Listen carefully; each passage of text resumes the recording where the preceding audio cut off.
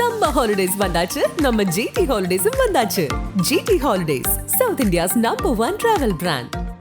மார்க்கெட்லயே கம்மி சேதாரத்துல இன்னும் 1% தள்ளுபடி கொடுப்போம். ஓகே, வைரநக கேரட்டுக்கு 5000 தள்ளுபடி கொடுப்போம். தள்ளுபடி திருவிழா.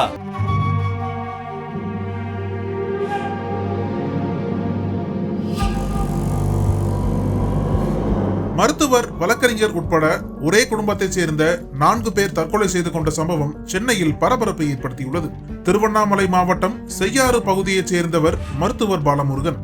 இவர் அண்ணா நகர் 13வது பிரதான சாலையில் உள்ள அடுக்குமாடி குடியிருப்பில் குடும்பத்துடன் வசித்து வந்தார். பாலமுருகன் அப்பகுதியில் உள்ள தனியார் மருத்துவமனையில் மருத்துவராக பணிபுரிந்து வந்தார்.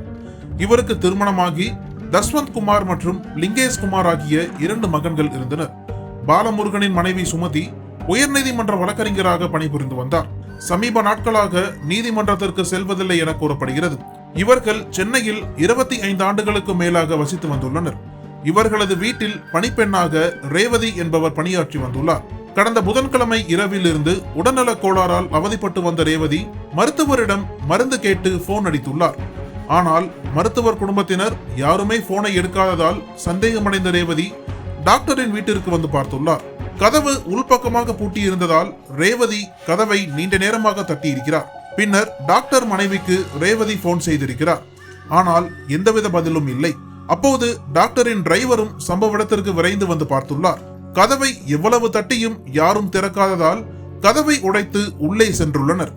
அப்போது மின்விசிறிகளில் டாக்டர் பாலமுருகன், அவரின் மனைவி சுமதி, மகன்கள் ஜஸ்வந்த், லிங்கேஷ் குமார் தூக்கில் தொங்கிக் கொண்டிருந்தனர். உடனடியாக இந்த சம்பவம் தொடர்பாக திருமங்கலம் போலீசாருக்கு தகவல் கொடுத்தனர். அந்த தகவல் கிடைத்ததை அடுத்து சம்பவ இடத்திற்கு வந்த போலீசார் 4 நபர்களின் உடல்களை மீட்டு பிரேத பரிசோதனைக்காக கீழ்ப்பாக்கம் அரசு மருத்துவமனைக்கு அனுப்பி வைத்துள்ளனர். ஒரே குடும்பத்தைச் சேர்ந்த 4 நபர்களும் தற்கொலை செய்து கொண்டதற்கான காரணம் குறித்து போலீசார் வழக்கு பதிவு செய்து தீவிர விசாரணை நடத்தி வருகின்றனர். அவர்கள் நடத்திய முதற்கட்ட விசாரணையில் பாலமுருகன் குடும்பத்திற்கு ரூபாய் 5 கோடி கடன் இருப்பதாகவும் இதனால் மன உளைச்சலில் தற்கொலை செய்து கொண்டிருக்கலாம் என்று தெரிவிக்கப்பட்டுள்ளது. இருந்த போதிலும் உண்மையான காரணம் என்ன என்பது குறித்து தீவிர விசாரணையில் ஈடுபட்டுள்ளனர். இது குறித்து போலீசார் கூறுகையில், டாக்டர் ஸ்கேன் சென்டர் நடத்தி வருகிறார். அதில் அதிக அளவில் கடனை வாங்கி முதலீடு செய்துள்ளார். ஆனால் ஸ்கேன் சென்டரில் போதிய வருமானம் இல்லாததால் கடன்காரர்கள் வட்டி பணம் கேட்டு நெருக்கியுள்ளனர். இதனால் கடும் மன உளைச்சலுக்கு ஆளான டாக்டர் குடும்பத்துடன் இந்த முடிவை எடுத்திருக்கலாம். இருப்பினும் இவர்கள் எப்படி இறந்தார்கள் என்பது பிரேத பரிசோதனை முடிவில் தான் தெரிய வரும்.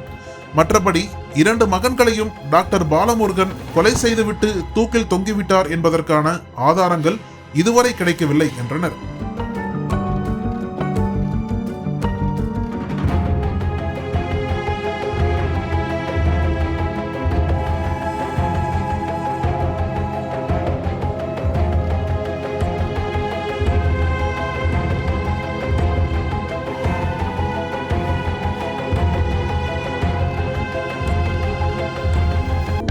அனல் பறக்கும் செய்திகளை அப்டேட் செய்து கொள்ள நக்கீரன் களத்தை இப்பவே சப்ஸ்கிரைப் பண்ணுங்க.